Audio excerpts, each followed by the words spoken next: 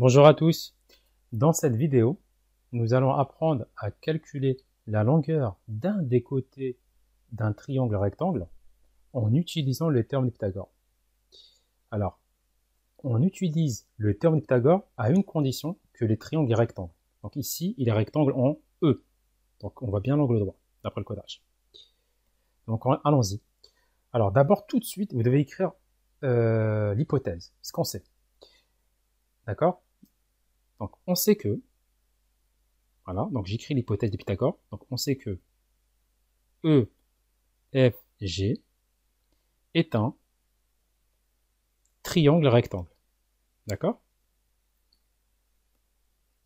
Et préciser l'angle droit. Donc c'est un triangle rectangle en quel point? Bah en E. C'est un triangle rectangle en E. Donc, je peux utiliser Pythagore. Donc d'après le théorème de Pythagore,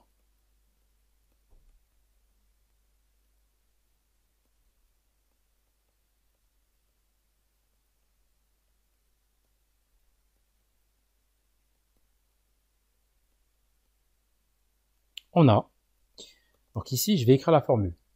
Alors, Pythagore il dit que le côté le plus grand élevé au carré, donc ici c'est FG, donc j'ai FG élevé au carré, c'est égal à quoi? À la somme. Donc ici on va faire la somme de quoi? Bah ici c'est très simple, on va additionner les deux autres côtés qui sont aussi élevés au carré, c'est-à-dire le côté EF élevé au carré plus la longueur EG élevé au carré. Alors je vais vous donner une technique pour ne pas oublier la formule, pour ne pas se tromper. Bah, c'est très simple. Vous vous concentrez sur les deux côtés qui forment l'angle droit. Ici, à savoir, vous avez ce côté-là et ce côté-là. Donc ces deux côtés sont perpendiculaires en E. C'est les deux côtés qui forment l'angle droit. Et bien c'est très simple. Vous allez à chaque fois faire la somme de ces deux côtés que vous allez élever au carré.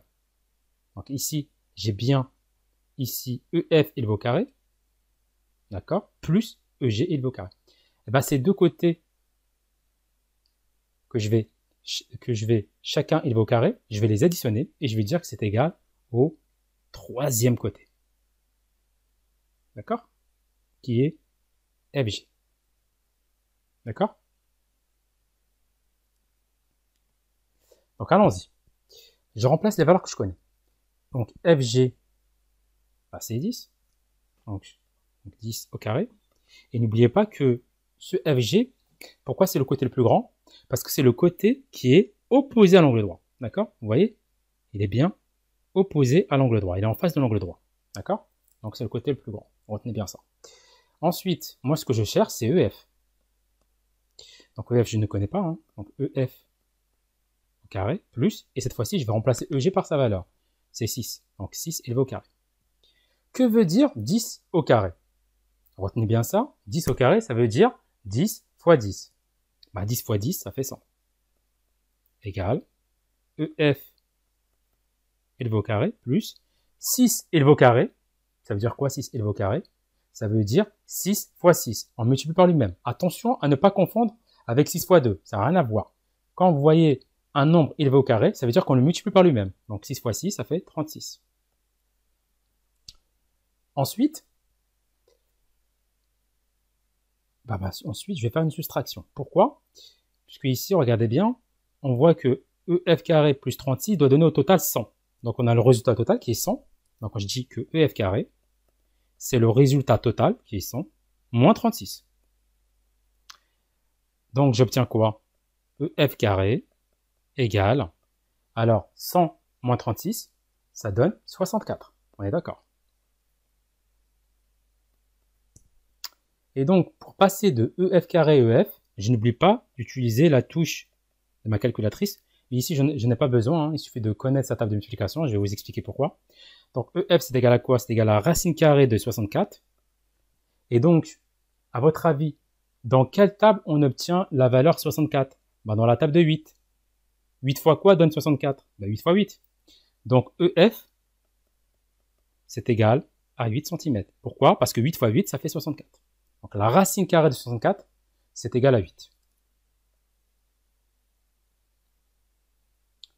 Donc on a terminé cet exercice-là. Je vous conseille vivement de faire pause, de refaire l'exercice. Retenez bien la rédaction. Donc prenez une feuille de brouillon, refaites l'exercice. Si vous bloquez, n'hésitez pas à revoir la vidéo. D'accord? Jusqu'à que ça se débloque. Dès que vous avez bien assimilé, vous avez bien compris, vous refaites l'exercice jusqu'à que ça soit fluide, jusqu'à ce que ça soit clair. Et ensuite, vous comparez. D'accord? Donc, je vous conseille de revoir une ou deux fois pour bien assimiler le terme de Pythagore. Et surtout, refaites l'exercice, s'il vous plaît. Refaites-le. C'est la seule solution si vous voulez progresser. Donc, cette séquence vidéo est terminée.